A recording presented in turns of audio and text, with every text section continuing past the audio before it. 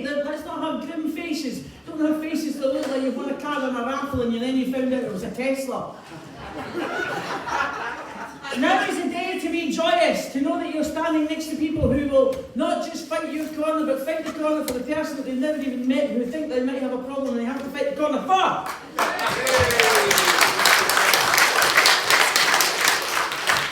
Today is a day for people who care, which is a problem.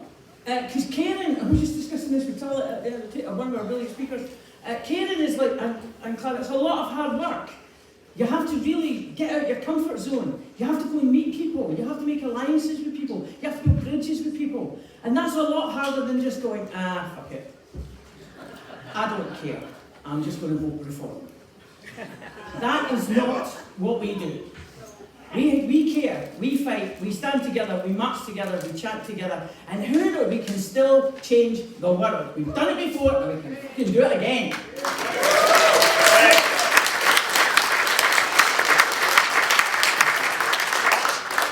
Yes, I'm sorry, I realised I swore, but since the Scots invented swearing, I'm going to keep doing it. If anybody wants to argue with me about that, I'll see you after the rally. But today we've got very great speakers, we've got great music for you as well, we've got a full and wonderful programme to get through, we've got brilliant causes to unite behind and keep fighting and keep fighting for. Well, it's been a funny old year, isn't it? Since the last time that we were all here. Allegedly, we've had a change of government. And I can't wait to find out what it'll do when it finally starts doing shit that's not what it's doing right now. At some point, everyone went out, we all voted, then we got this government, and all of a sudden it's like, this is what happens if you order a Labour government off Wish. So now we've got this, we've still got to contend, we've still got to fight. It never gets easier for us, does it? It never does, but tell me something, would you swap what you think and believe for somebody who didn't think and believe like you? Would you? No. Would you? No! Because you care. That's the whole point, and I keep saying that. And we live in a world of caring. We live in a world that we want constantly to build better worlds, but not in the way that other people talk about better worlds. Not in the way that you hear people like that man in America. The man with the hat on. What is with the hat? Because it's flattening down that horrible hair of his. That is really weird. Make America bald again. But it's not like that. We want to build a world that's fair and equitable for everybody. And we're in quite a dangerous time. We've got to admit that. We've got somebody in the Kremlin who is, and then we've got somebody in the White House who's like, I mean, basically geographically, we've got jokers to the left of us and clowns to the right, and here we are, stuck in the middle of us. And the only way to get out is to fight and stand together. That's what today is all about. So, we've had some brilliant, before we go any further, I'm not sure if they're still here, they might be having a drink downstairs, but let's hear it from the pipe band.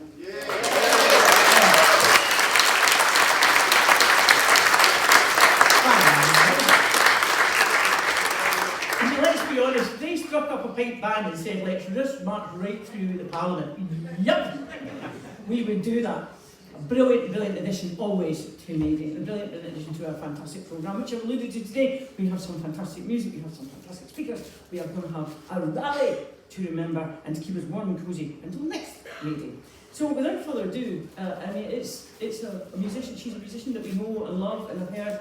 I like to refer to as the Taylor Swift of the Mayday rally. Only without the revealing costumes. Is she behind me? I bet she's looking a bit pissed off.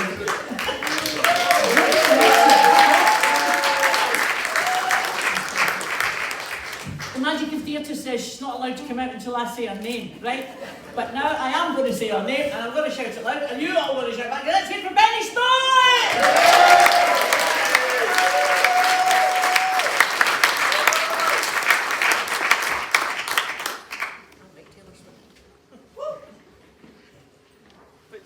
Oh, hello. You like Taylor Swift, but do you like me better? Of course I do.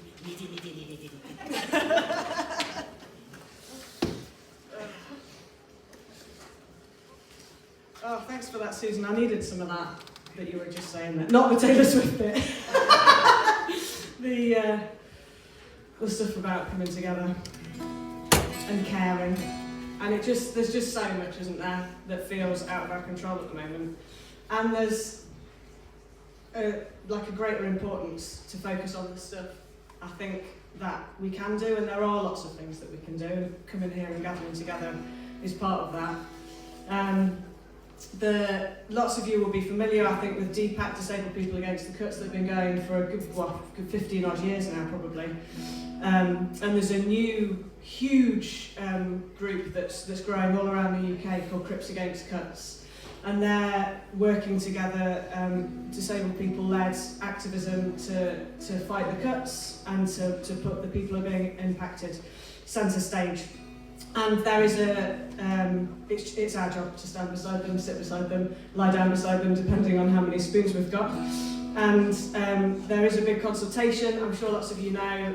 Perhaps you think this is something that's just going to affect people in England and Wales. It is going to affect people in Scotland as well. And there is organising happening in Edinburgh, so I just want to put a shout out to that. This is a song I wrote uplifting and celebrating a group of disabled people who went to Westminster in, I think, 2011, 2012ish. It was the Condon government at the time, and as Susan was saying, Labour are doing exactly the same policy welfare cuts, or they're trying to do exactly the same policy welfare. Absolute shame, absolute shame. So they did then, and it still stands now, a report that was called the Spartacus Report. So you don't have to stand up when you sing this, but it does have a chorus which goes, I am Spartacus, I am. We are Spartacus, we are. Try that. I am Spartacus, I am.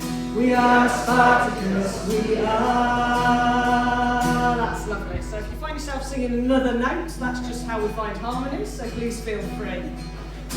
Well, today it's me, but tomorrow it's you. Don't just throw up your hands, there's so much we can do. If now we don't rise up to power, speak truth, tell me who will defend you when they come for you. I am Spartacus, I am.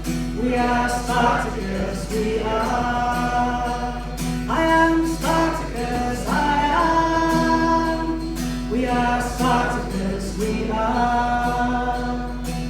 I went to Westminster one winter morning to tell these politicians this is our warning. Stop all the traffic, we've something to say. This is action and reaction. You're headed the wrong way. I am Spartacus, I am. We are Spartacus, we are. I am Spartacus, I am. We are Spartacus, we are. The journey took toll on my fragile body, still I had to come here. I just hope that you see all this pain that I'm feeling. It's worth every mile if you stop looking through me. Hear my voice and while I am Spartacus, I am. We are Spartacus, we are. I am Spartacus, I am. We are Spartacus, we are. Down to Oxford Circus and into the road, I chained my body and my wheelchair frame. Never before have I broken the law. I shouldn't have to block the road to be heard. I am Spartacus, I am. We are Spartacus, we are. I am Spartacus, I am. We are Spartacus, we are. Well, I came here to tell you that I disagree. These welfare reforms of yours, they affect me. But when did you ask me how will I survive when you take from me my only lifeline? I am Spartacus, I am. We are Spartacus, we are.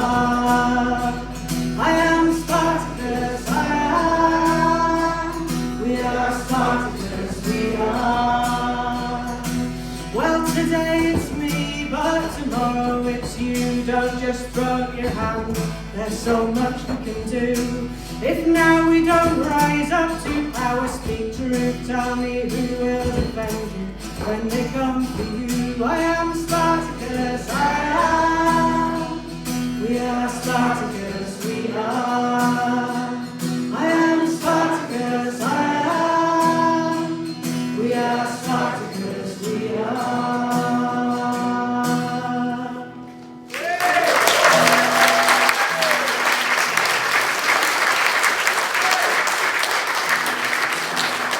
Was that the guitar not plugged in? Was that the guitar not plugged in? I'm strumming. I'm strumming.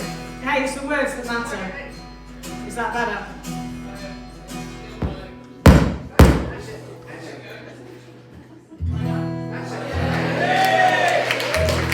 I'm not going to play it again. Like I said, it's the words that matter.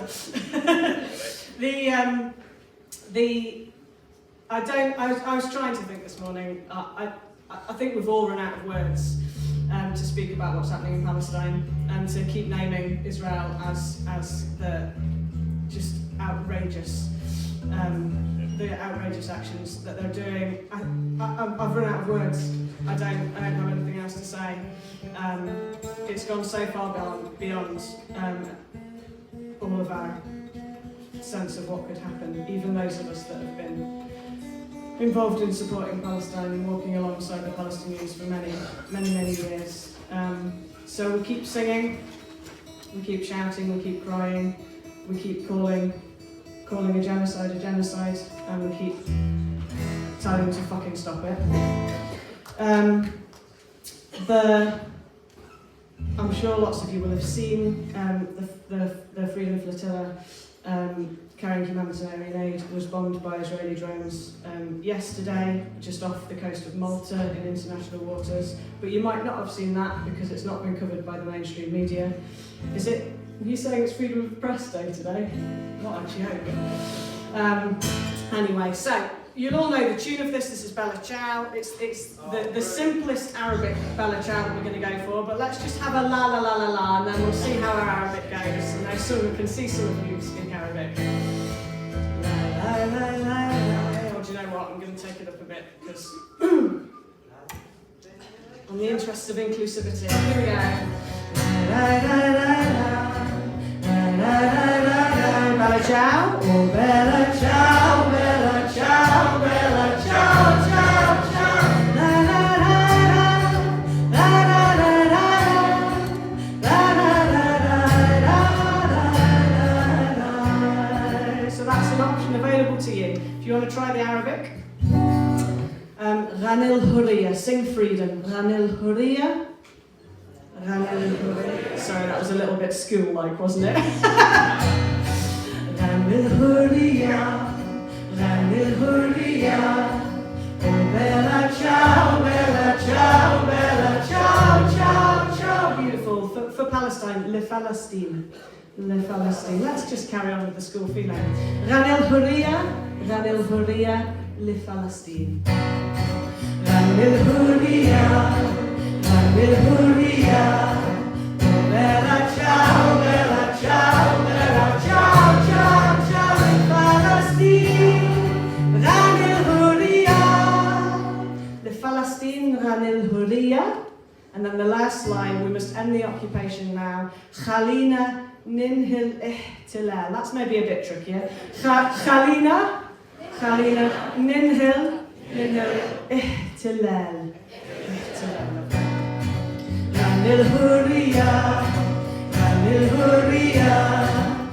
Bella Ciao, Bella Ciao, Bella Ciao, ciao, ciao. Le Palestine. Ghanil Hurriya.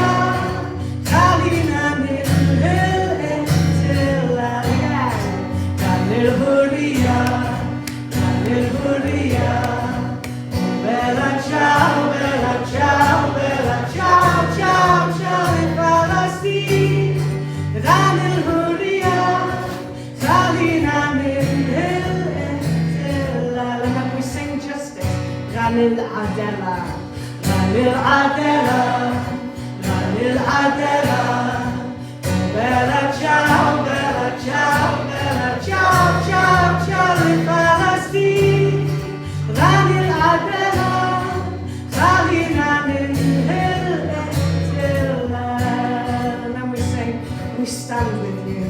نحن معاكم نحن معاكم نحن معاكم Bella ciao, bella ciao, bella ciao, ciao, ciao لفلسطين نحن معاكم كلنا من الانتلال.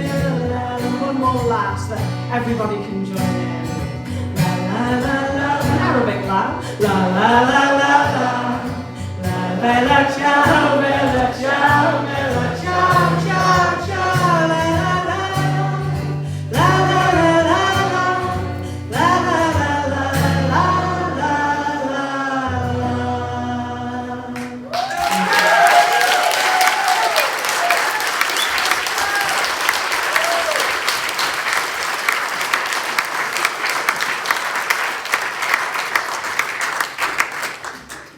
Is it safe for me to come out now?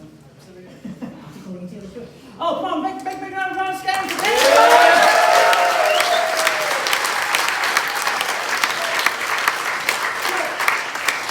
One of the things I love about left wing about the movement is the fact that, you know, oh my God, we can bear a grudge. We can keep that grudge warm for decades. We can fight that campaign before the original people that caused whatever the problem was are no longer there. As long as we get justice for the people who are affected. I am very close to a number of people in Liverpool who fought for the 97 down there all those years. And up here I see the same courage, I see the same determination in the campaign, which is that we're going to address by the next speakers. It's something that seems to, I think other people would have just let go. You know, it's not affecting everybody, but it is. It did affect someone, it does affect people, it affects everyone. If we don't find the truth of what actually happened there, it affects absolutely everybody. And the courage and the determination of our next speakers to make sure that this campaign and this name is not forgotten should be applauded loudly. And that's what I want to hear from our next speakers, please! Huge applause! Huge applause! For the ladies and Amber. Please come forward.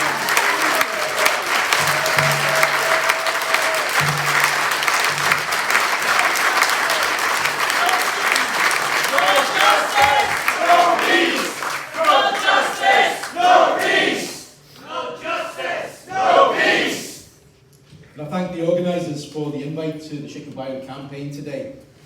Before I start speaking about the campaign, just a few words, very little about reform. I come from a tradition, as I know many people in this room have done over many, many years, and many years ago, whether in the 70s, the 80s, or the 90s, that when we dealt with the far right, we united as a movement to smash them off our streets. And it's not going to come, we don't defeat reform, we don't defeat the Nazis, we don't defeat the far right from talking shops or having big convoluted conferences held somewhere. We know exactly as a movement what we need to do. And one of the things that was said there about a grudge, we also as a movement, as the left, need to unite, put our differences aside and come together if we are going to defeat the reform and the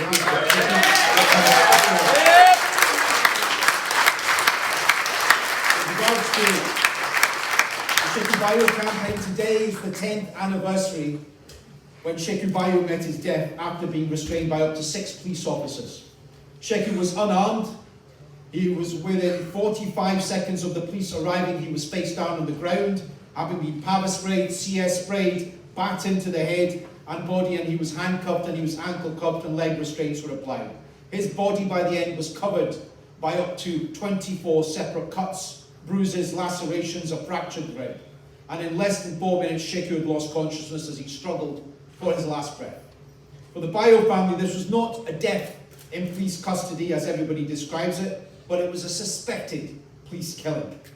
His loved ones were forced to set up a campaign, and over 1 decade it has become clear to the family that the police investigation reviews commissioners, so both the independent and the Crown Office, has operated an unholy trinity of dishonesty, of racism, of incompetence, and betraying the words justice.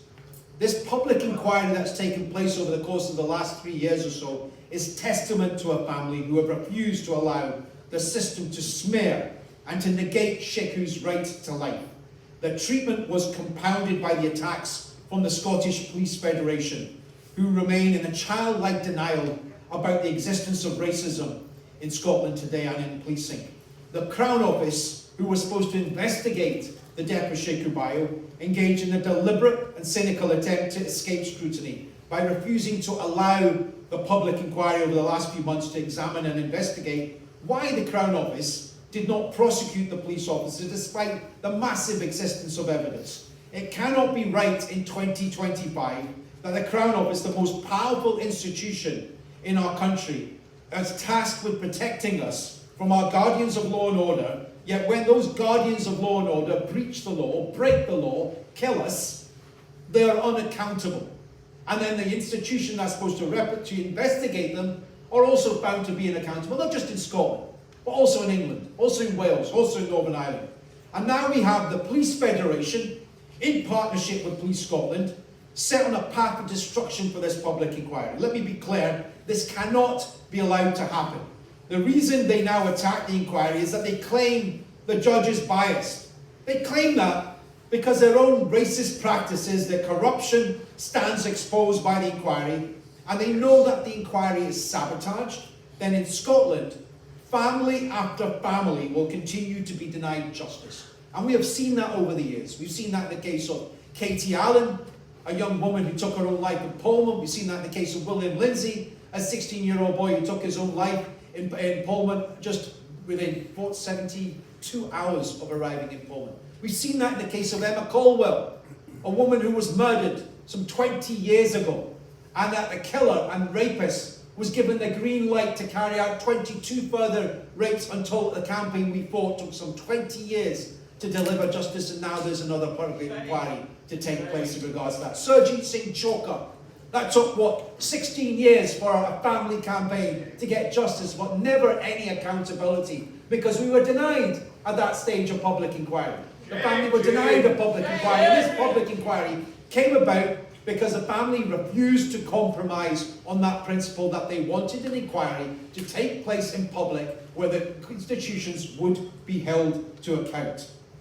So, the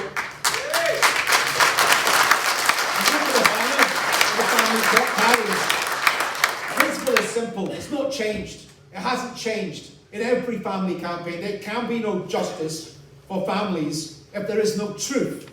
And in Scotland, as for the Scottish Police Federation, they are an archaic organisation. I'm sure we probably got one because they like to carry out so-called surveillance, as we found out during the course of the inquiry.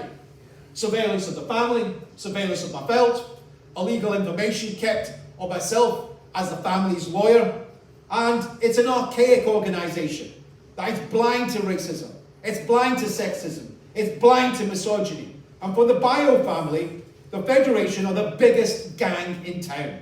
They are out of control, they are arrogant, they are unaccountable, but they are also stupid. They are also stupid. So anyone here taking notes for the Federation, take that back to your leadership. They are also stupid and predictable, and we are coming for you. The same thing is holding you up.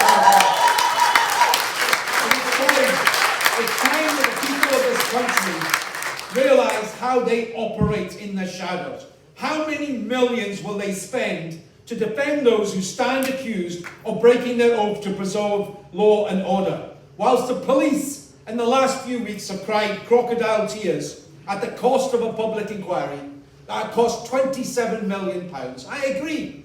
If you'd done your bloody job in the first place, it wouldn't have cost £27 million. All the family ever wanted, was the police officers, of course they have a presumption of innocence, but the same way as any other member of the public, within 24 hours, would have been taken from that spot if they had been found surrounding a man lying dead on the street, covered with cuts and bruises. They would have been taken to a police station, not put in a police station in a room together, given Kentucky Fried Chicken, giving cups of tea, sat in a room, allowed to talk to each other for 8 hours. No, they would have been separated in the cells, and they would have been appearing at sheriff courts within 24 hours. That's the position that the family always was.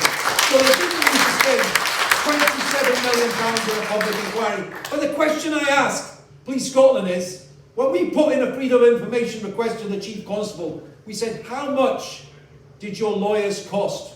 That army of lawyers that sit in that public inquiry, how much did they cost? They have cost now in the region of £20 million. £20 million. And they want to spend a few more million. So they now want to stop the inquiry. And all that can mean is potentially to start the inquiry again. It's a gravy train for them. So before they have the audacity to attack this family for standing up for the rights of Sheku Bayo and standing up for the rights of every single member of the public in this country, they've not asked for anything special. They've simply asked for the word justice. It's not a privilege. Shouldn't be a privilege for police officers. So if the message from the family on the 10th of anniversary is this, that Sheku Bayo's anniversary and Sheku Bayo's campaign should not be in vain. The Scottish Police Federation is not fit for purpose. The family are deeply grateful. And it's not often I get to say that in this country over 25 years of being a lawyer. The family are deeply grateful to Lord Bracadale, who has acted with compassion, acted with empathy. That's all we ever want a judge to do in this country. And his team, they want to thank him for a robust and an impartial inquiry. But they now directly appeal to the Crown Office, to the Chief Constable, to fulfil the promises made by successive Lord Advocates, successive Solicitor Generals, successive Chief Constables, that they support the public inquiry. But meanwhile, in the shadows, they try to scupper the public inquiry. They have a duty to deliver the whole truth and not to be complicit in the final betrayal of justice. For Sheku's loved ones over the public inquiry, it has not been an easy process. The family have sat in silent dignity. They have been filled with rage and torment, watching officer after officer graphically explain and demonstrate their display, their use of weapons on Sheku.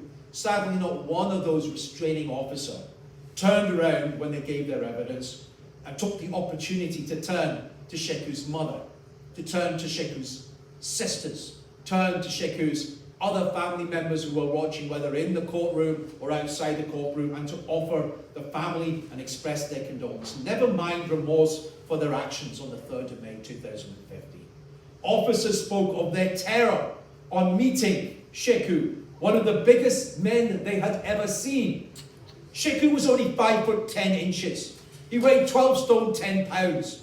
It took us months to find out that the first 2 police officers who attended were 6 foot 4 inches each and weighed somewhere between 19 stones and 24 stones. And 6 officers, up to 6 officers, meant half a ton. You watched everyone in the world watch George Floyd being murdered by that police officer. That was 1 police officer. Imagine half a ton of weight on your body. And that's what Sheku was subjected to. The police officers spoke of their fears of not returning home to their families as Sheku's mother sat there watching them give evidence. Sheku's mother had no concern for the terror her unarmed son felt and must have felt, struggling to breathe as up to 6 officers held him down, keeping his body shackled, as Caddy said, like a slave, as his life dripped away, ebbed away. Some of the officers acted as though they were colourblind, of course. They don't see colour. But Sheku's family firmly believe that his skin colour, Sheku's skin colour, was treated as a weapon, as he met lethal, overwhelming, and disproportionate force. Sheku was a loving partner to Colette. He was a loving brother. He was a loving father to 2 young boys. And he was a son. Yet over 10 years later, his loved ones have seen him dehumanized, seen him smeared, seen him criminalized, seen him stereotyped as every single black man in this country who has been killed by the police is subjected to, stripped of his right to life. Sheku's loved ones, after many years of struggle, however, feel vindicated. They are grateful to the trade union movement. They are grateful to the anti-racist movement, without whose solidarity they could not have kept going. Their family need our trade union movement now more than ever. On the 12th of June, on the 13th of June, a hearing will take place where Lord Bracadale will ask for submissions from each party to say, why? Why is he not impartial? Say it in public. Don't say it with your whispering campaigns. Don't do it with your smears in the press. If you have the courage, if you have the audacity, come and stand and say it in public and let the family see how you say it and say why you believe this public inquiry should be stopped. So that we want to see you there. We need the public support outside and inside the courtroom. The family have, for 10 years exactly, fought for the truth, despite the many lies and betrayal. But I say this to conclude before Caddy comes on. The police, the Crown Office, the Federation and the Perk should know this, that Sheku's family will not rest until there is justice. Yes. The public inquiry is a start, but the bottom line is to see those police officers and those who are guilty of criminal behaviour stand trial. That's what we want. Thank you.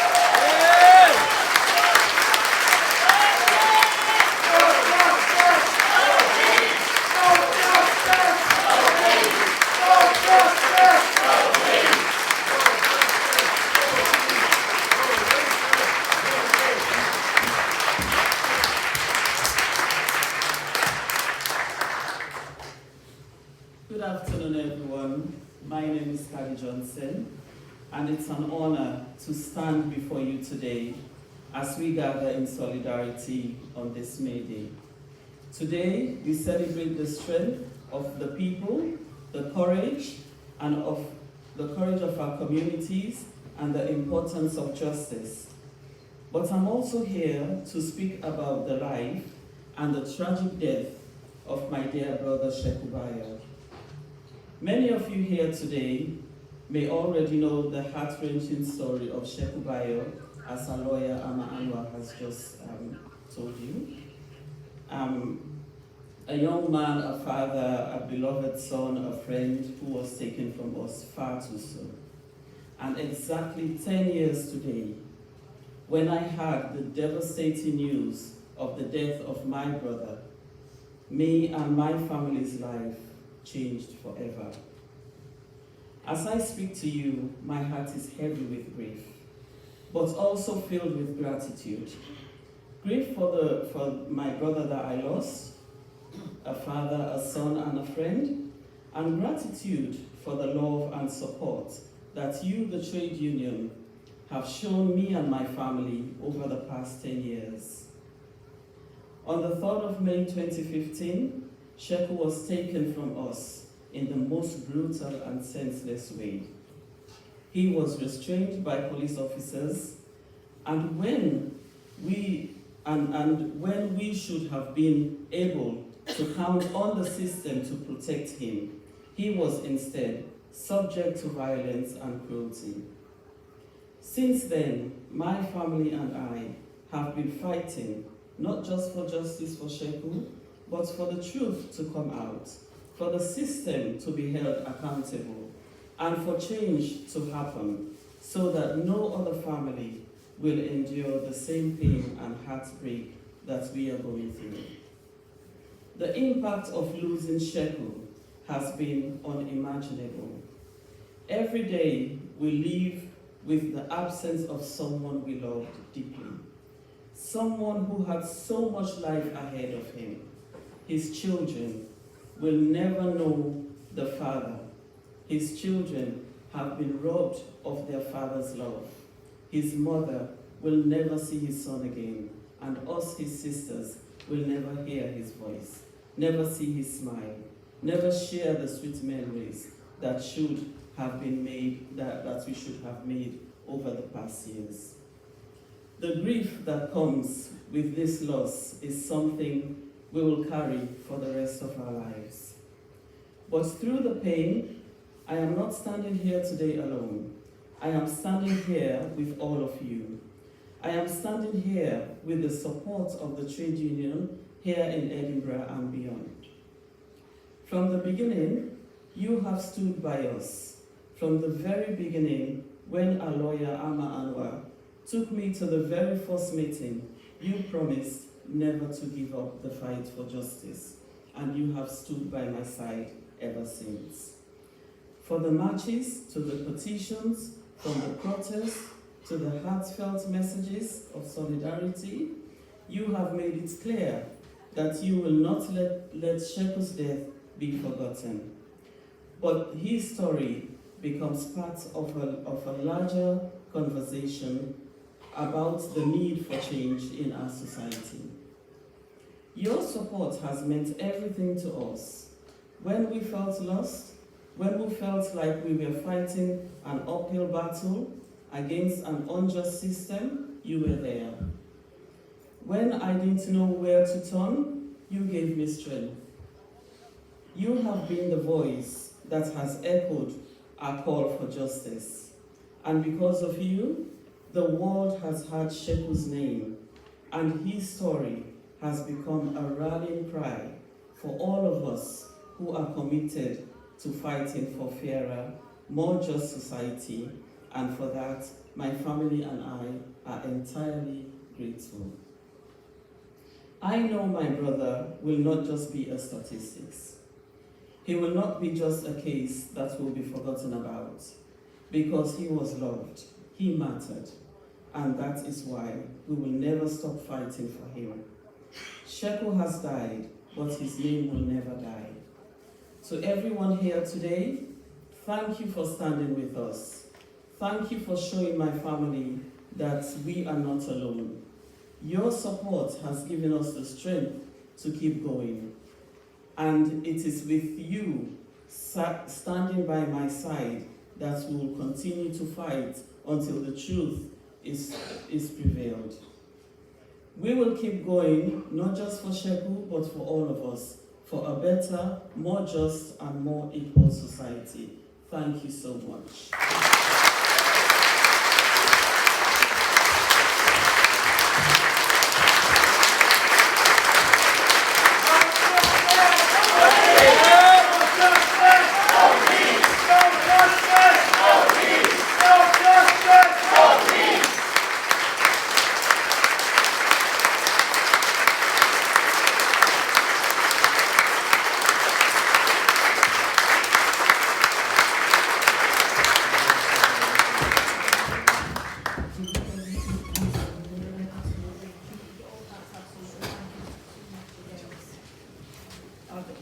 Some folk have to talk off now. There's a memorial event. So once again, quick round of applause. Thank you so much. Thank you.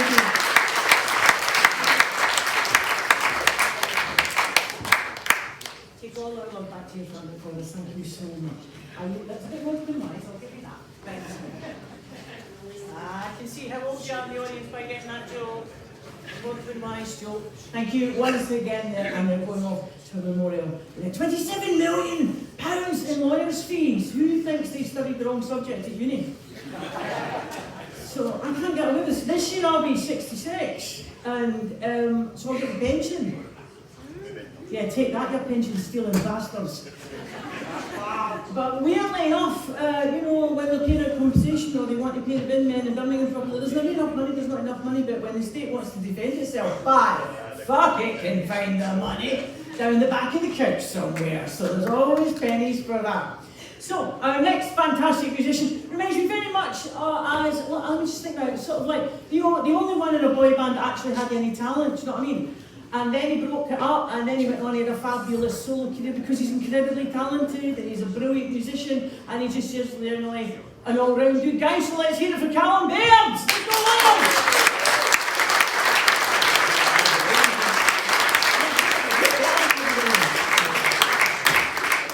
Robbie Williams is crap, you're good.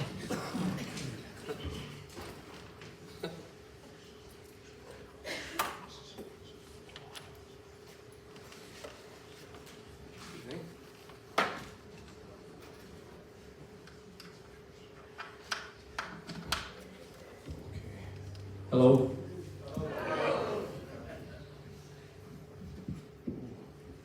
Well, I'm not Robbie Williams.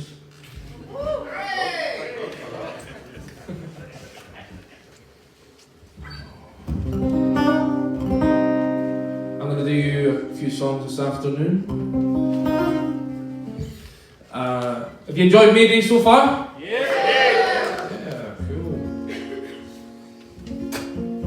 I just want to say thank you to the Edinburgh, Lothians and Borders May Day Committee. Can we have a round of applause for them, please? Yeah. Well done. Cheering, everyone cheering.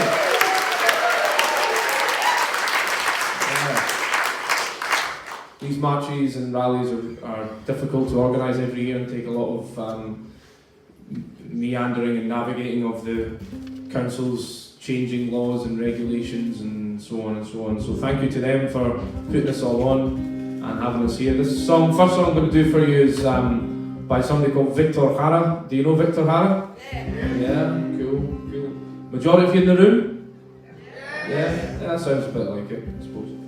But if you don't, Victor Hara was a great activist and songwriter from Chile, and he was a massive campaigner for the Allende government in Chile in the 70s, and he was murdered in the brutal coup d'etat, the Pinochet coup d'etat. And Victor had a song called El Derecho de Vivir en Paz, the right to live in peace. It's all about the Vietnam War, and it's a brilliant song. I'd encourage you to check it out. It's got really cool sort of prog rock mixed with Chilean folk guitar solos like halfway through. I'd encourage you to go and check it out. It's mind blowing. But the song's all about the war in Vietnam and the destruction being visited on the Vietnamese people, and I want to dedicate to the people of Palestine who are fighting for their lives right now. I just managed to get a chance to watch the Louis Theroux documentary last night. If you haven't already seen it, please check it out. It's disgraceful what the Israeli government are doing, what the settlers are doing in the West Bank, and what they're planning for the Gaza Strip, and that's where the next fight is going to come, I feel. This is El Derecho de Vivir en Paz, and it's dedicated to the Palestinian people who have the right to live in peace.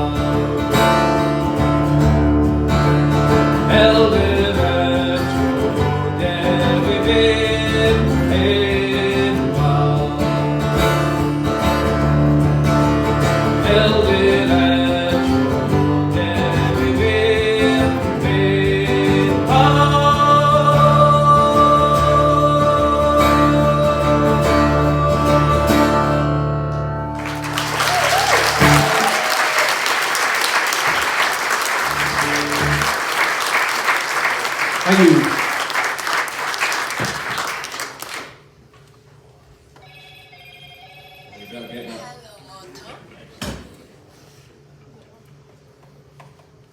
He's got the call for the revolution. Where are we going? Palestine. Palestine. It's a good place to start, I suppose.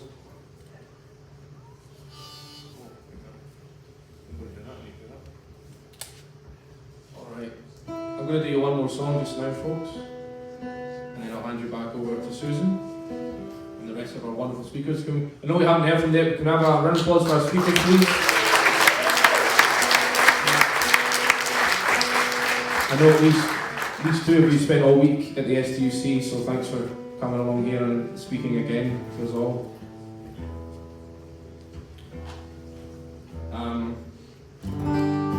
That'll do, won't it? Let's just busk it. If you're available this evening, we are doing a gig tonight. Elsie and myself are doing a gig tonight with Kevin Gore and Iona Fife down at North Edinburgh Arts, or up at North Edinburgh Arts, I guess it's north. At North Edinburgh Arts, it's called Songs for Solidarity. It's an evening of radical folk music, and it's one of the first events that's happening in the new North Edinburgh Arts building. They've recently just opened a few weeks ago. If you want to come along, you're more than welcome. There's a poster by the door with details and a spot for buying tickets. It'd be really cool if you could come in and support some community art and support the new initiative. And you can become a member of North Edinburgh Arts while you're there. So 2 birds with 1 stone, supporting live music and joining and supporting local community arts. I'm going to do you a song just now all about fascism and why it's a terrible idea. What do you think about that? Okay, there's some call and response. I've been trialling out some call and response, which is quite sweary. I won't do that here. There's some of you who were at the gig I did on Thursday night where we were swearing at the Daily Mail. But you can imagine what it would be when I sing about the Daily Mail. But please, if you keep your imagination to yourself. Don't swear too much. But there is a bit of call and response at the end of the song, which I will be wanting you all to be ready for. So please have your vocal cords warmed up and ready. And I'll point out to you when we get there. This hasn't really got a name. I did call it Never Again, but then the Wakes brought out a song called Never Again, which was far superior, so I had to just drop the name. So it's just we'll just call it Bob the Anti-Fascist song.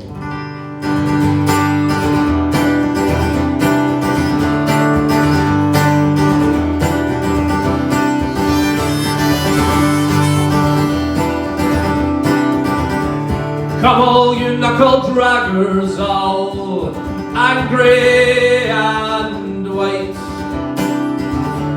And when you march together, you show us all your pride.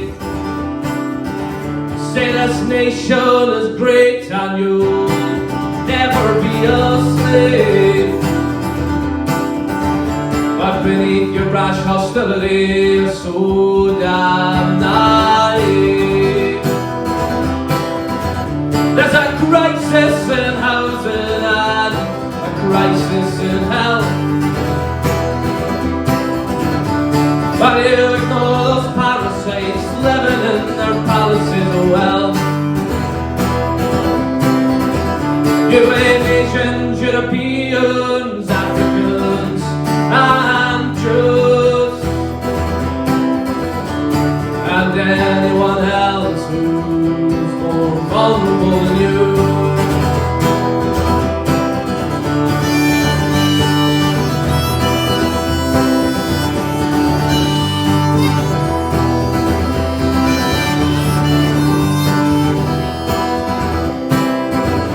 And you read it from Murdoch and in the Daily Mail that if you don't support the troops, you should be thrown in the jail. The prospect of war whets the fever dreams. But you can fight fascism with this simple machine.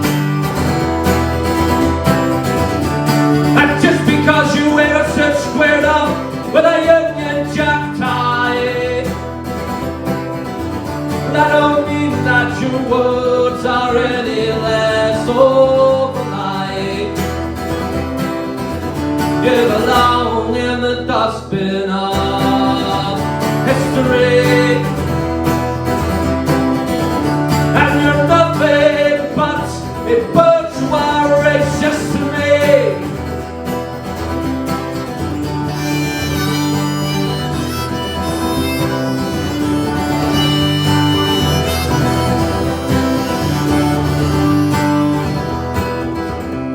Alright, you ready for some shouting? Yeah.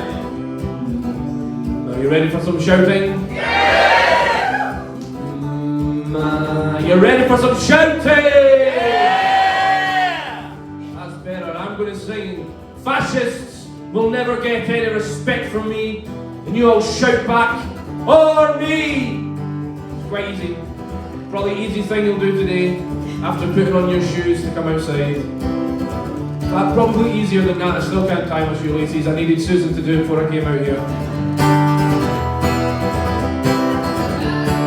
Fascists will never get any respect from me.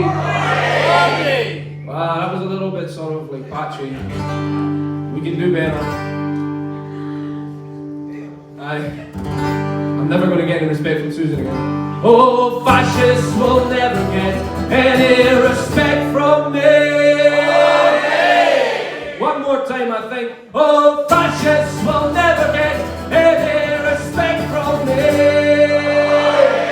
Yes, violence is a voice that should never speak free. And I don't want to hear another word from those who bring hell and death to this earth.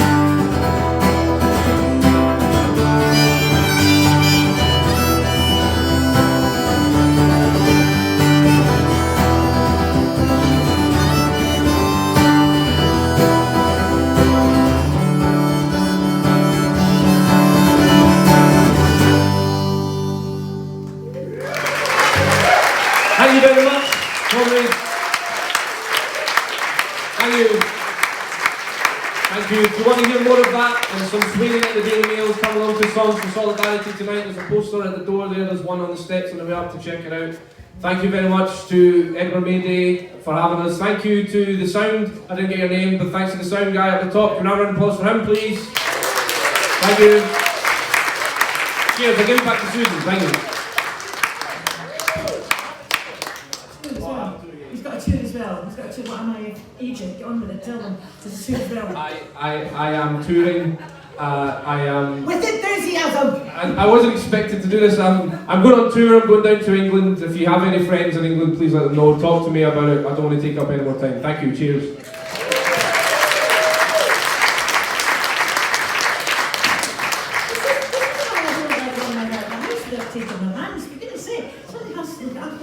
And thank you once again to Gavin Baird.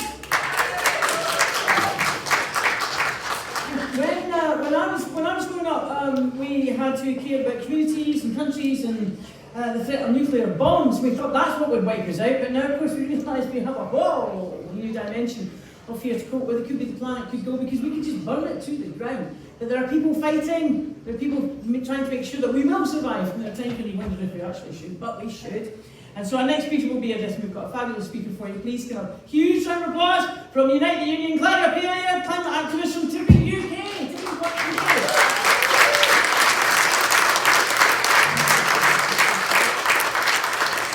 Thanks so much for the introduction and the invite to Edinburgh May Day. I've come all the way from Liverpool, and I have to say your May Day is much more impressive than Liverpool.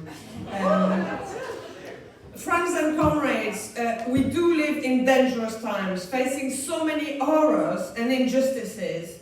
A genocide in Gaza, ongoing wars in Ukraine and Sudan, the rise of the far right and racism in the UK and the global north, attacks on groups of people who are already discriminated against, black and brown people, disabled people, trans people, migrants, women, and many others. And on top of this, we have the inevitable looming climate and environmental crisis, which is already upon us. Since COVID, we've unfortunately seen the climate movement take a step back with the collapse of the youth climate strikes and to an extent from Extinction Rebellion. Activist energy has rightly focused on stopping the genocide in Gaza, or strike support and the cost of living crisis, or on the anti-racist struggles in response to the racist riots last summer. Reform is exploding on the back of the failure of the government to be anything else than a Tory imitation. We see similar patterns in many other countries, like the AfD in Germany, the National Front in France, and other fascist parties in the rest of Europe, while Trump is restructuring international relations from the US. Our people may be falling asleep in freedom, but risk to wake up in servitude. You don't fall in an authoritarian regime overnight. We fall in it slowly until one morning we realize democracy doesn't exist anymore. My country, France, experienced this 85 years ago. To face this, it's necessary that we build a mass movement of multiple alliances, of collaborations between climate justice, class and social justice, race and gender justice, between peace campaigners and of all backgrounds and other activists in their communities. The climate crisis is a working class issue. It is not a problem of rich people or a cause only for middle class, because working class people are and will pay for this crisis if we don't bring back climate justice to the center of our struggles. Already, it is the poorest in flooded communities that struggle to rebuild or move away from affected areas. Already, it is workers in industries and their communities bearing the brunt of mass job losses like in Grangemouth, Port Talbot or Luton. It is working class communities breathing polluted air, not able to heat their homes or buy healthy food. It is working class communities unable to afford transport or extra charges they're bringing in low pollution zones. It is workers from all sectors that are feeling the recurring heat waves and the effect of climate change on their workplaces. And whether you work in-house, on the front line of the NHS, or as a supporting care worker for the elder, homeless people or disabled people, you already know about the impact of heat waves on those you care for. If you work in hospitality on a precarious contract, in a factory on low pay, or outdoor in construction or as a postie, you know what happens when you're out at work and it's over 30 degrees. Enough of the false narrative that sometimes our unions are peddling, that net zero is the cause of job losses, or that solutions lies in unproven technologies. That is not the reason we've got job losses. It's the billionaires and the corporations that are shutting down this industry. It is because the bosses and politicians don't care about a just transition or involving workers and trade unions in solutions. It is the system that is broken to the core. A system of greed over need, a system of profit over public services, a system of power and control over freedom and joy. Without bringing down this capitalist system, we are doomed. But resistance is still alive. A bit of hope, maybe. Resistance is still alive. From the villages of Kampala in Uganda, fighting oil giants like Total, who are trying to build a gigantic pipeline through national parks and villages, to the indigenous communities in the Amazon, resisting mining giants, from Pacific Islander fighting for their survival in the face of their land being engulfed by the oceans, to the Italian JK and auto workers who have occupied their factory for 4 years. There is hope and there is inspiration. We haven't lost yet. So we're calling all trade unionists and activists to build those bridges more urgently between workers and climate activists, between trade unionists and disability and trans rights advocates, between strikers and Palestine liberation campaigners, building alliance with tenant unions, food justice campaigners, campaigns like Heat Strike and Energy for All. We are preparing for a year of trade union climate action to kickstart in the autumn around the time of COP30, as we need to flex our industrial muscles and ensure the climate crisis shows up as an industrial issue that sometime we will strike about. There is a leaflet at the front with more information and an online rally on Tuesday. Please do get involved. We do need Scotland on board. And it's not good enough to just lobby politicians for action, for transition. It needs to be more ambitious. We must take our future in our own hands. Go back to your workplace, your trade union branch, your climate group, your campaign group, and ask yourself what you can do to take part in a year of trade union action and build the mass resistance. In Scotland in particular, you have a long history of struggle and organising, and you hold the light switch on fossil fuel. Polling from the Scottish Parliament election next year showed that Reform could win up to 12 seats. I hope not, but I think as fossil fuel industries will inevitably decline, then the danger is huge that working class people could turn towards anti-migrant and bullshit promises. And when the direct effect of the climate crisis start hitting people even more over the next 2 decades, the politics of division and hate will only grow. I will end by quoting a French writer, Salomé Saké, translated in English, I reassure you. Don't you hear the little music that's rising? This music is not a melody.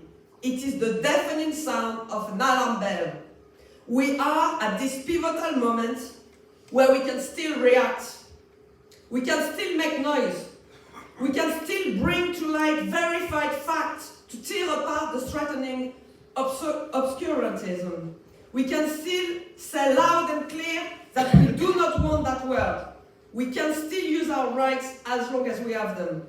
The right to inform, the right to assemble, the right to create, the right to love or make others laugh, the right to affirm our desire for solidarity, our need for humanity. We still have the right to resist with all of our strength to this wind of hatred and intolerance. Democracy only dies if we allow it to die. Solidarity.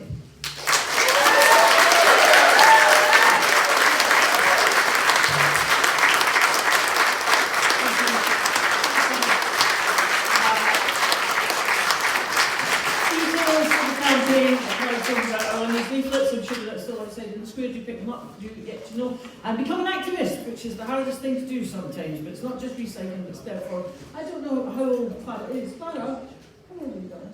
45. Oh, 45. Very young, about 30, darling. But I was just thinking, by the time that you're my age, I will be dead, and have been dead for some time. Oh yeah, so that's why it's still worthwhile fighting for the planet, to live for you, and people like you to live in. So let's keep fighting, let's keep the planet going.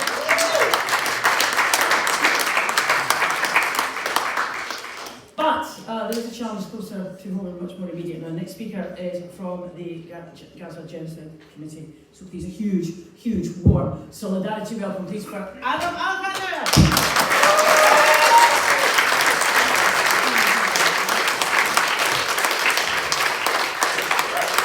Good afternoon. My name is Adam. I'm Scottish Palestinian, and I often say I have Palestinian blood but a Scottish heart. I'd like to thank the organisers and Egypt for having me, although I do have a very serious message, so I'm going to get started. For the last 2 years, we have witnessed one of the worst genocides in modern history, and the world's first live-streamed genocide. Gaza was once an open-air prison turned concentration camp, and now Israel has relentlessly turned Gaza into an inferno of death and destruction. The extent of human suffering is incomprehensible. Every time we thought it couldn't get worse, Israel surprises us with their genocidal and murderous crimes.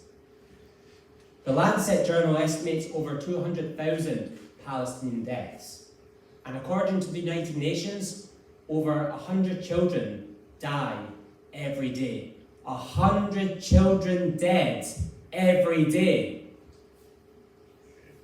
Israel is carrying out the largest campaign of ethnic cleansing since the end of World War II. And since March the 2nd, it has imposed a complete blockade of food, water, humanitarian aid and electricity. This is a blatant form of unlawful collective punishment against 2 million civilians, and they're using starvation as a weapon of warfare. Every conceivable war crime and crime against humanity has been committed by Israel, and every day of inaction costs lives and further emboldens the perpetrators. The UK government has to act right now to pressure Israel to end its medieval siege and allow unhindered humanitarian aid to enter Gaza and to allow it to be distributed safely. Governments and civil society must take meaningful action to render Israel's violations against Palestinians diplomatically, politically, and economically unfeasible. The siege and the genocide must end. Enough is enough.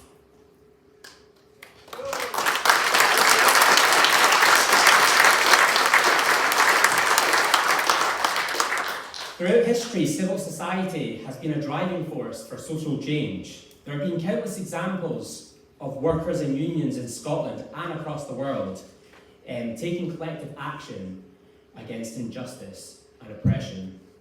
For example, in the 1970s, Scottish workers in the Rolls-Royce factory in East Kilbride took action to prevent engines from their factory being used by a Chilean dictator while he carried out a military coup. The workers knew that engines awaiting repair in the factory were being delivered to Chile, so they refused to work on them. And as a result, within 4 years, half of Chile's air force was grounded. In more recent times, workers from around the world have acted to stop arms shipments to Israel. Moroccan workers refused to load ships carrying parts for Israel's F-35 warplanes, which bomb Gaza on a daily basis. And furthermore, a coalition of Belgian airport ground crew unions called on their members to stop handling weapon shipments to Israel. But perhaps one of the best examples throughout the struggle against the South African apartheid, Scotland was on many occasions at the forefront of opposition in Britain.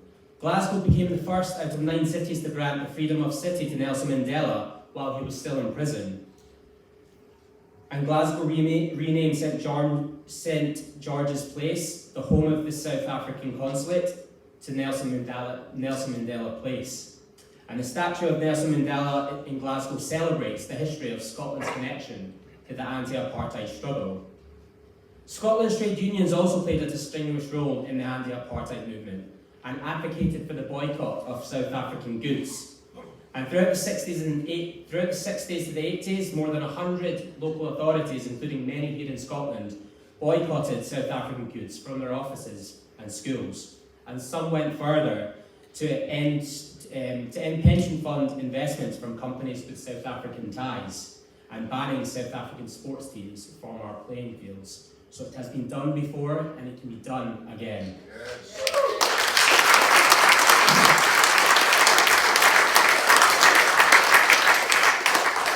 There are many actions workers and unions across the country can take to help stop the genocide.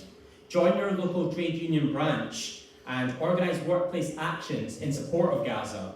Branches have the power to take meaningful action when united. Unions can also apply pressure to the Labour government to implement a full arms embargo of Israel, particularly as many unions have historical and economic ties to the Labour Party. They can take a strong stance to call for an arms embargo to Israel. And in Scotland, the government provides grants to armed companies that profit from genocide through the Scottish Enterprise. This is another area where pressure can be applied to end this funding. And this pressure is always most effective when we are united in our efforts. Unions can also adopt boycott, divestment and sanctions. BDS can be applied in every area of society, including academia, commercial, culture and sports. For example, a cultural boycott of the Israeli state at the Edinburgh Fringe Festival this summer is justified. No state should be allowed to take part while they're carrying out a genocide.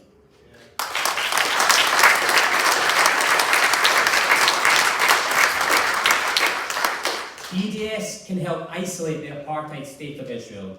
just as it isolated South Africa and ultimately led to the regime's downfall. As I said before, it's been done before and it can be done again.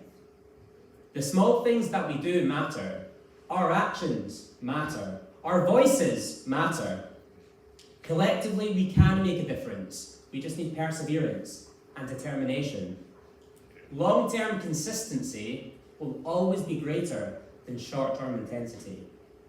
Long-term consistency will always be greater than short-term intensity.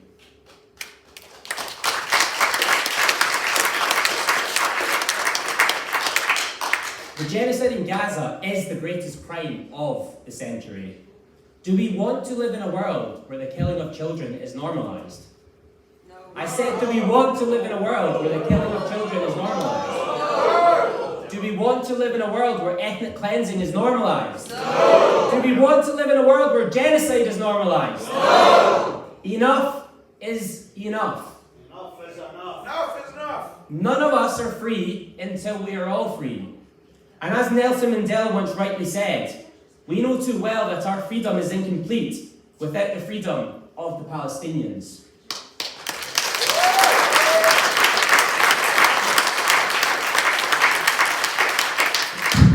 Let us unite and say no to endless war and suffering. Unity will always be our saviour against oppression, and it is our greatest strength and asset. Unity is the key for building a more peaceful world. Thank you.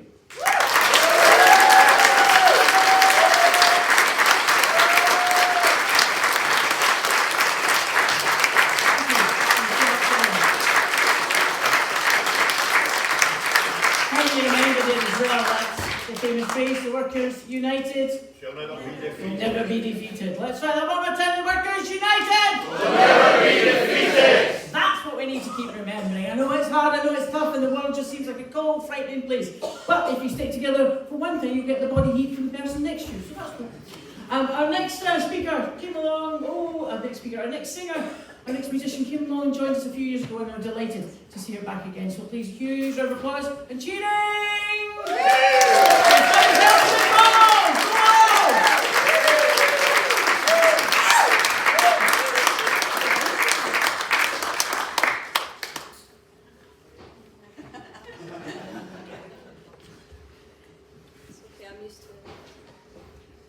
I play too many gigs with Callum and just have to get used to doing that. Hello everybody. You're all very brave for sticking your bums in your seats. And because you got that far, I'm going to give you a little song. Hopefully you'll know this one. It's by a local legend, Dick Gaughan, and it becomes more and more relevant as automation and AI is taking away people's jobs. So yeah, this is called The Workers' Song.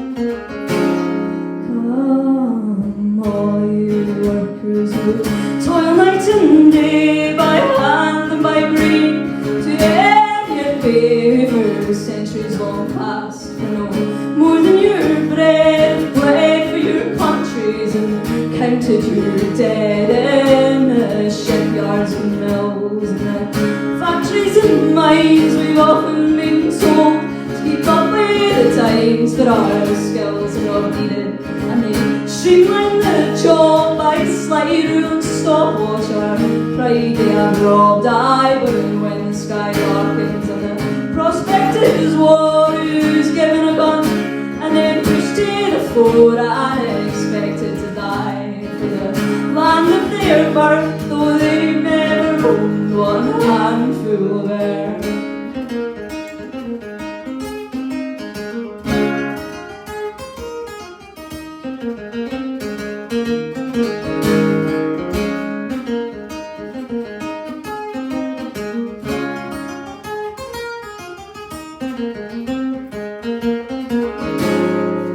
We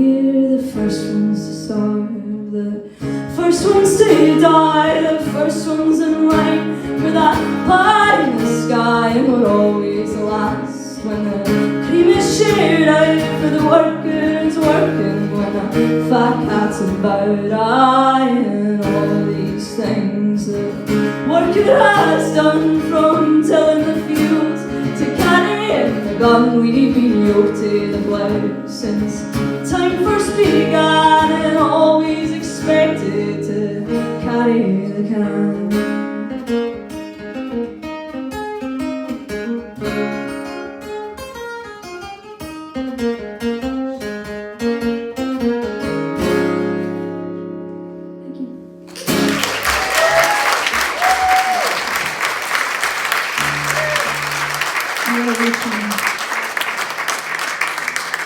Reaching the guitar, and while I do that, I'm gonna talk a little bit about myself. I'm young, if you could tell, and sadly we don't seem to get as many young people getting involved in organised these days, although I see a lot here today and I'm very glad of that. But you know, there's this sort of, it's about my experiences with being an activist and feeling a bit hypocritical because, you know, I'm very much a 21st century person. You know, I got an Uber here, which is, you should do that, but I do, because I, you know, and that's what the song's about. It has a chorus that sometimes people sing along to, and like there's like a couple of main points that you need to get. It's just protest songs and shopping lists and slogans on Amazon boxes, and if you get that, you can sing along. It starts with the chorus, so you'll get a chance to hear it before we listen to the song. And I know you can sing along because I've heard you before, and I know it's been a long time and you're very good at listening, but I believe that you can just push through this last song. So it goes like this. I write protest songs and shopping lists, slogans on Amazon boxes, old-fashioned songs to help me when I go wrong. Serve the same woman coffee every day. She sits there shivering, hiding from the rain, and I watch her scratching away. She still thinks it'll all change someday. While I write protest songs and shopping lists, slogans on boxes, old-fashioned songs to help us when we go wrong. And she asks me kindly, will you count out my change?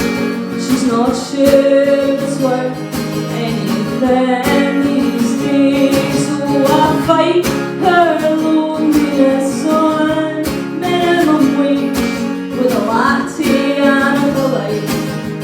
How was your day? And I write protest songs and shopping lists, slogans on Amazon boxes, old-fashioned songs to help me when I go wrong. Oh, I'm a 21st century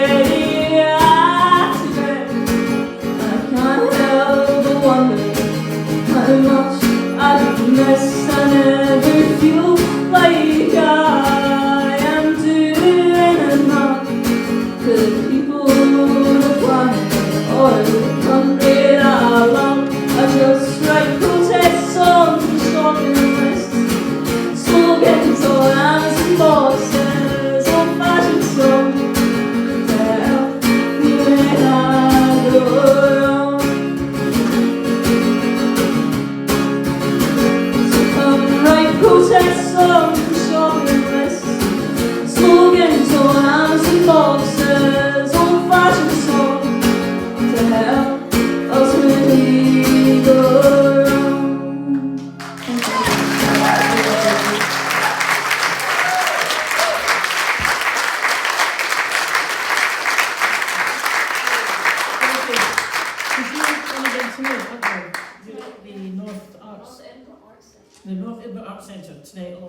come. And she'll be joining us for another song at the end of the rally. And as I say, we care, we have to fight, we have to care for people, and fight for people in all the corners that we find discrimination and injustice, and we do. And our next speaker will address this. So please, can I hear a huge round of applause?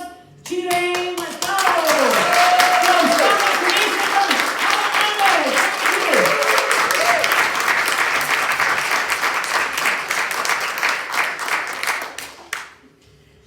Thank you so much, Susan, and thank you to the Edinburgh Lothians May Day Committee for this very kind invitation, which of course is taking place just 2 days after the local election results came through. We've heard reform being referenced by virtually every single speaker, and I don't think it's accidental. And certainly for me, in Stand Up to Racism, the results of what came through yesterday has been terrifying. And I think this really has to be a huge wake-up call to us. If we look at what these results actually represent, Runcorn, one of our speakers here comes from Liverpool, right? Runcorn, a safe Labour seat. Reform UK have taken that seat by a massive vote. It was only 6 votes, but the tragedy is that 6 votes count when it comes to our electoral system. They also have taken 2 mayor positions, one in Lincolnshire and one in Hull and East Yorkshire. And if that wasn't bad enough, you look at the breakdown of their council seats in England. Now, I come from London, and not very far from London is Kent. Kent used to be a Tory-controlled council. As a result of these elections, Tories only got 4 seats, and Reform have got 40 councillors, so it is a solid Reform council. Far more disturbingly, closer to home in terms of where we are today, you go to Durham.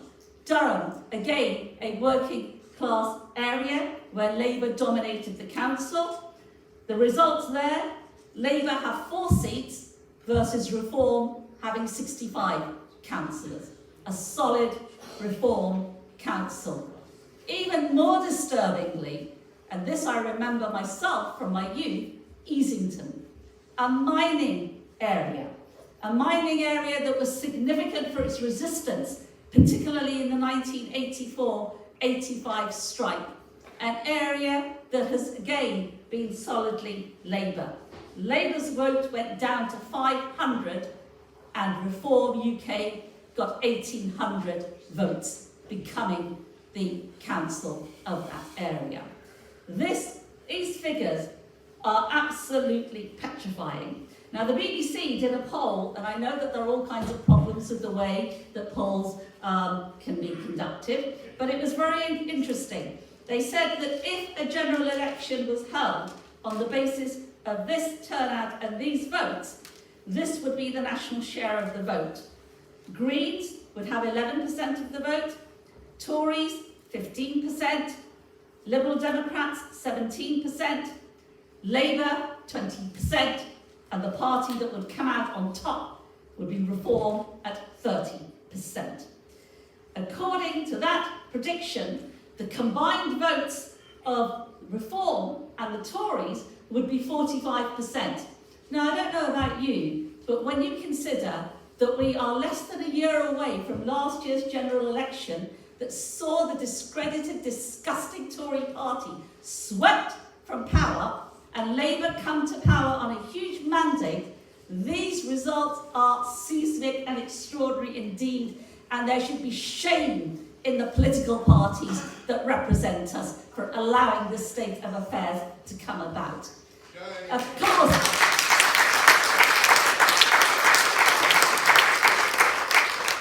this has been taking place against the backdrop of years and decades of racialisation of minorities.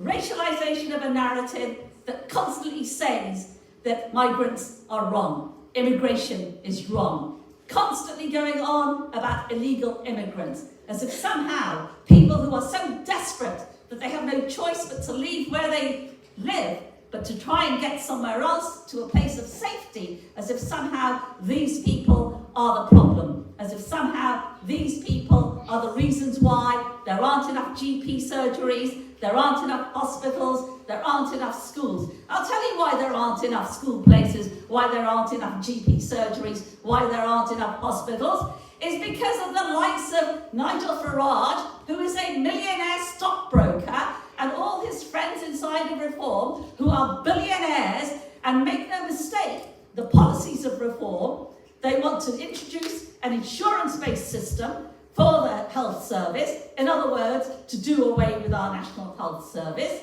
We heard very eloquently about the way that they're attacking climate change. A Reform spokesperson was on the radio this morning saying that their councils are going to stop spending money immediately on programmes like Net Zero. They're going to stop spending money on programmes like equality, diversity and inclusion programmes. And by the way, it's not as if our councils, let alone our government, spend a huge amount of money on any of these things. If they did, we wouldn't have to sit here and march every single May Day and on all the other countless demonstrations that we march on, precisely because we are fighting for these kinds of issues. No, this is an absolute disgrace. But this has to be a wake-up call. As people have said, next year we have the Scottish parliamentary elections here. And this is a call to arms for this. Because if the predictions are that they could win 12 MSPs, I tell you right now, you can forget about us parading and having our processions and having our demonstrations and having our rallies and having our conferences. If you think the Americans have got it bad with what J.D. Vance and Donald Trump are trying to do there, you wait till you have the likes of Reform feeling cocky and confident. They will start to go for everything that has been progressive, that we have fought for, that we have built. And of course, they're going to use the politics of divide, and the most vicious form of the politics of division that they have been peddling in is, of course, the whole question of racism. The far right, and this is exactly what Reform UK are, they go hand in hand, their toxic politics goes hand in hand with those who wish to perpetrate violence on our streets. Just 2 weeks ago, there was an attack in Glasgow where an Asian young boy was brutally beaten up because he was Asian. A week before that, in the town of Dundee, again there was a brutal attack on a teenage boy because of the skin of his colour, because a group of white thugs thought it would be fun to just set upon him. This kind of violence is what we are going to see more of. People will remember last summer when we had the far right, in terms of Tommy Robinson and his thugs, trying to spill their poison onto the streets of Britain all over the place.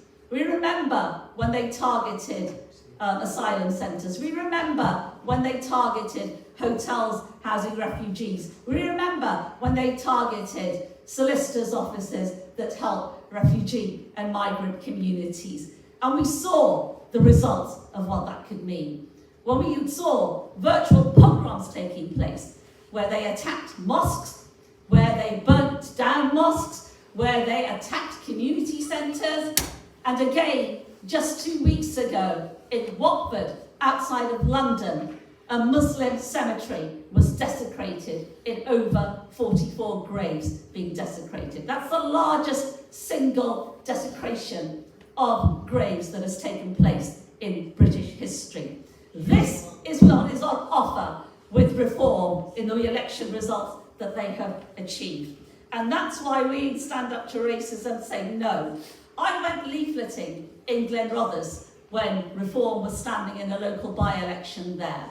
Thankfully, they did not win. But I tell you, I'm so glad that I went leafleting, because by going leafleting, by going door to door, you have an opportunity to meet people and to speak to people.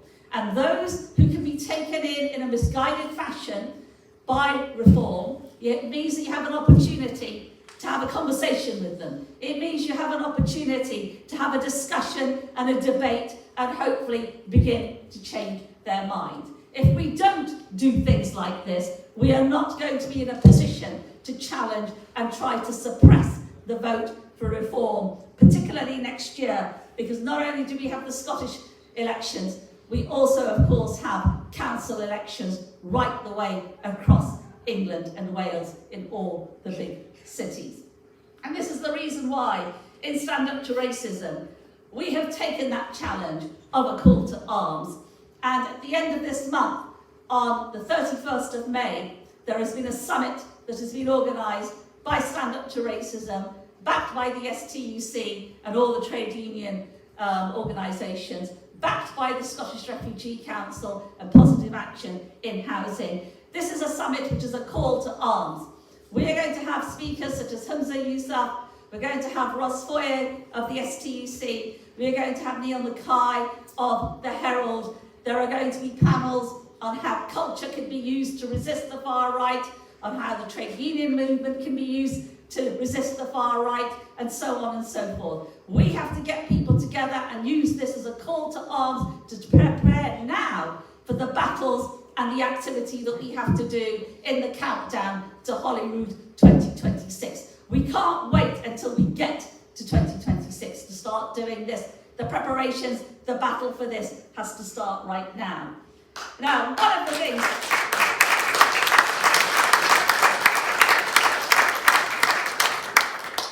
that is so terrifying about the toxic politics of the reform and the far right is, of course, how they pick upon vulnerable communities. And one of the most vulnerable communities, of course, are refugee communities. Now, Scotland has a boast, quite a justified boast on one level, of being welcoming to refugees in past struggles that have taken place.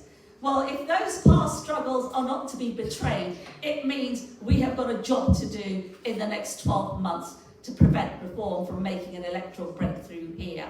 In Lincolnshire, one of the areas where they won the mayor's position, the person who is the reform mayor there is Andrea Jenkins, a former Tory who defected to reform because the Tories were not right-wing enough for her. Just 24 hours ago, on her victory, she got, by the way, 104,133 votes. She ran a vicious campaign across Lincolnshire, and she said this at her victory speech: "We should stop putting illegal immigrants in hotels. They should be in tents, and we should be sending them back to France. We need to make it uncomfortable for them to be in Britain." Well, I know exactly what she means by that word, uncomfortable. She means that they should be harassed with dogs, with police, with special branch, with the army, guns at bay, that they should be shot at if necessary from getting out of the boats, that when there are boats in the channel, they should be sunk. That's what she means by making Britain uncomfortable and inhospitable. We are going to see more brutality like this, particularly in the English Channel, which is meant to be blue, but it is red because of the blood of God knows how many refugees who have died by trying to cross over. This is completely unacceptable, and therefore I call upon everybody here to redouble our efforts to challenge the far right. Redouble our efforts about solidarity. We heard from Amma Anwar earlier on how absolutely indispensable it is to have unity and solidarity. And when it comes to the fight against the far right, we need maximum unity in our action, in our determination to say, when we say that Nigel Farage and Reform are not welcome in Scotland, we have got to make sure that that is a reality. So comrades, make sure we are united, solidarity to everyone, and please do come along to the summit. Make sure you come along to the demonstration, which is taking place for World Refugee Day on the 21st of June. A demonstration where that week is World Refugee Week. We need to make sure that we are there in our large numbers, in solidarity, and shouting loud and clear, refugees are welcome here, and we stand black and white, united. Solidarity, everyone.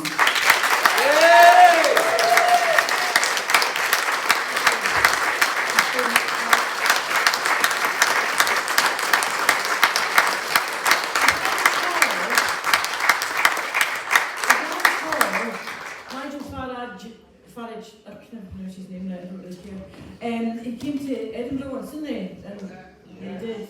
We made life really comfortable for him. He get thrown out of the pub. It was a great time. Anyhow, we never actually get anywhere until we all get together. And one of the earliest ways that the workers did was by forming a union. In 1787, in fact, the Carlton Weavers struck. It was the first strike in Britain by workers. It was also the first time the government turned its guns on them and killed 3 of them by gunfire because the army and the militia fired on them. Those miners, those weavers should be remembered forever and commemorated. There will be commemorations going on in Glasgow to mark that later on.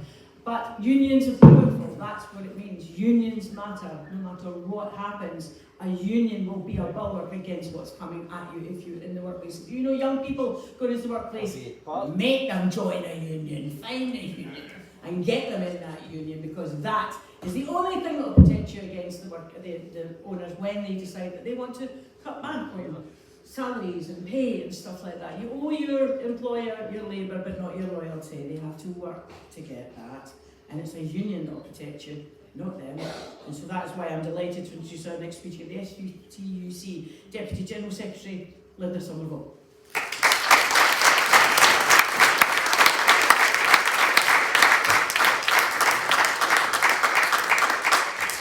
Thanks, Susan, and thanks to Edinburgh Media and Lothian Media Committee for the invitation here today. And thanks to you, a bit of a round of applause for staying through this rally.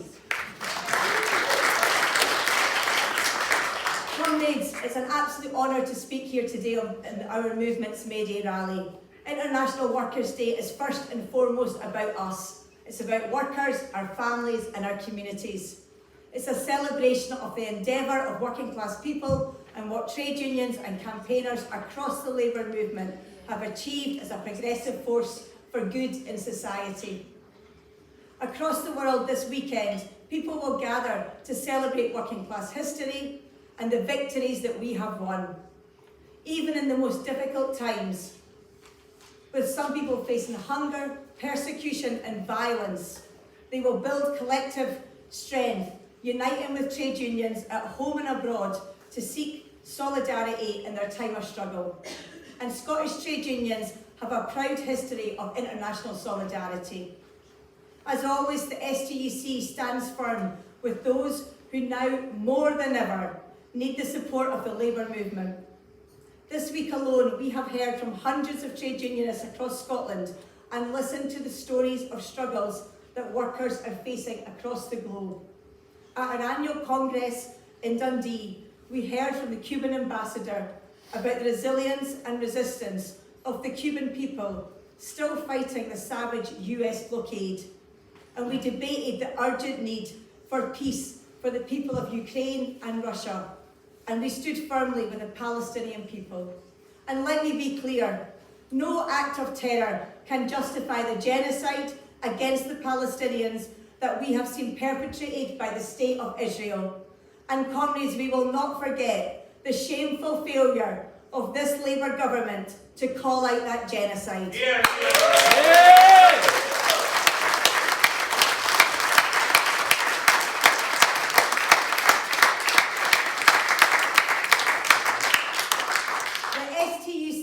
Trade unions across Scotland have been consistent in our demands from the UK government to call for an immediate and lasting ceasefire, to impose the same tough sanctions that are imposed on Russia, and to end the sales of arms to Israel. Nothing less will do.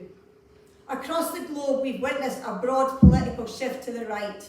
At home and abroad, we have now heard debates that we thought were long over, and we watch laws passed that would have been unthinkable not so long ago. This shift hasn't come out of nowhere. It's a direct result of a series of political and other failures. The most important being the failure of politicians, including our own governments at Holyrood and Westminster, to prioritise working class people. It's the failure of parts of the media who have encouraged bigoted and racist narratives. And it's also the result of the super rich deciding that they wanted more money to hoard and count. With public services rationed, the money in your pocket worth less, and the outlook for your kids looking bleak, no wonder people are disheartened, disillusioned and angry. And whether you are in Cardiff, Belfast, Edinburgh or Manchester, the story is the same across the country. Local councils are skint, our public bodies are broken and devolved, and national governments claim to be powerless. And it's the failure by these governments to take decisions that will make a material difference in people's lives that have left the vacuum. One that is the populist and far right have been quick to step into. Preying on people's insecurity and fears and whipping up anger and blame. And this has real life consequences for people as hate crimes have soared and communities become more fearful. And now the election breakthrough that the right were looking for. Now we know that Farage is a fraudster and an enemy of working people and workers' rights, who is willing to use every racist slur and stereotype to win power. But he tells a story that connects with people. It identifies a problem and it identifies a villain. It would be wrong to condemn working class people who have voted for reform as racist. There is a core, a vital core of the far right in and around that movement, but many of the people who have made this decision are not. The picture is far more complex and more nuanced than that, and we need to be aware of that. People who are looking for an alternative after decades of political failures. So we need to get better at telling our story, one that connects to how people actually feel, but this time it identifies the real villains. The story of the boss that exploits the workers because they can get away with it.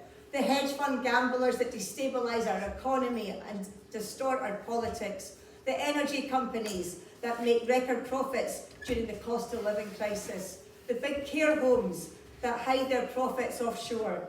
And the landlords that threaten with eviction. We need to spell out solutions, not just identify the problems. We need to look for the solutions to economic challenges, to demand wealth, property and land taxes from our governments, to point the finger at the super rich where the blame lies, to educate people, not ostracise and further polarise, to make the case for democracy by showing its power in the workplace, and to devolve a serious strategy around community and workplace organising to defeat the far right. Yes, we will be there when the demonstrations are called. We will make sure that we help drive the fascists off our streets, but we need more than that. This needs deep organising and education across our workplaces and in our communities. Comrades, we also need to look for signs of hope and tell that story. When the student protests against the slaughter of Palestinian people spread from campus to campus in America and the UK, they inspired demonstrations in Germany, France, Switzerland and Austria.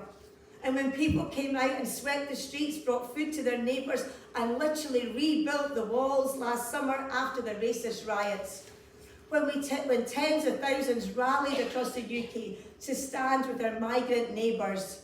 And when the Tesla takedown protests collapsed the share price and a new resistance movement has been born against the corporate coup in America, takes to the streets to support their migrant and workers' rights. That is the story we now need to be telling. One of hope. We can see the problems. We need to point to where there is hope and make sure people feel inspired to take action. Because every act of solidarity is part of the solution. We need to tell our story, to harness the righteous anger that people feel and to demand that our governments deliver. We need to tell people to punch up, not down, not to those that have less than them and are weaker. May Day remind us that for generations, progress comes when we build collective power and little is achieved if we don't stand together. And building working class unity is not on the far right's agenda. It is the thing that scares them most, and it's our job to make it happen. Solidarity on May Day.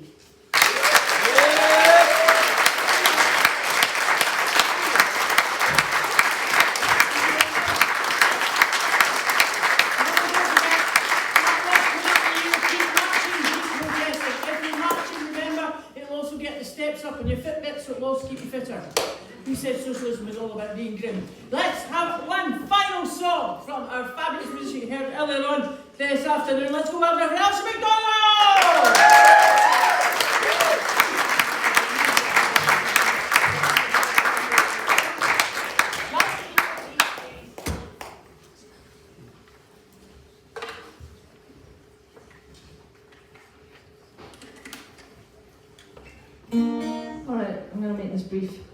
we've been here a while now. This song, if you know it, sing along. And come on, you got like your one chance to have some fun. So this is about a man. You know the song. If you know it, you know. If you don't, you don't.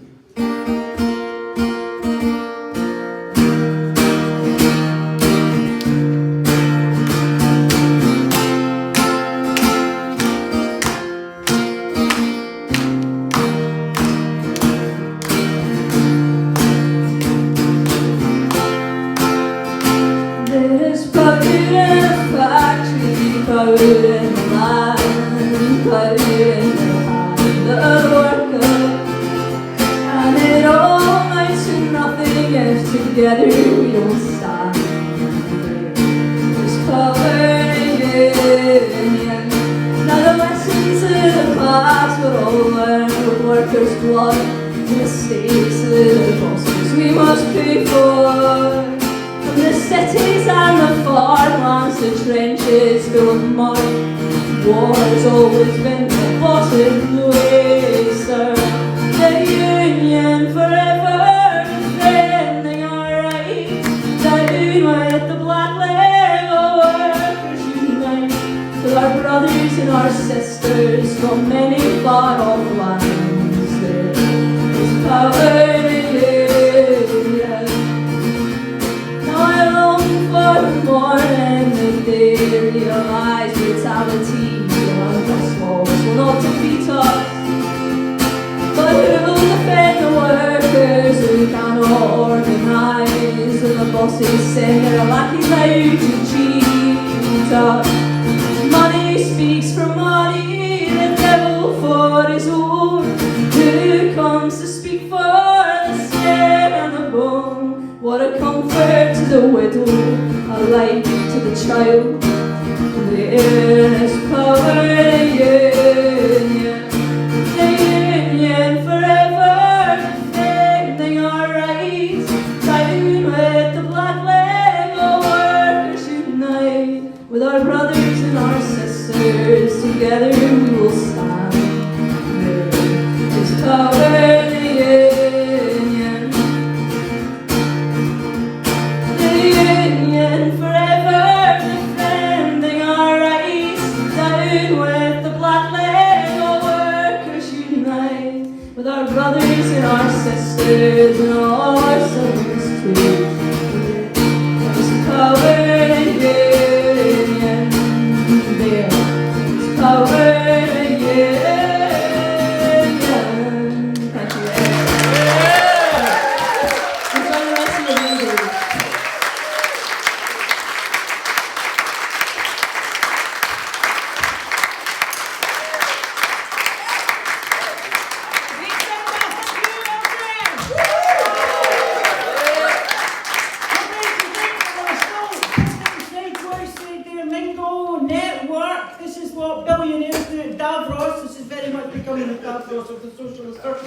So get out there, get to know people, find new causes, they're always there, reconnect with causes, they're always there. Once again, thank you for joining us at Radio. See you all next year.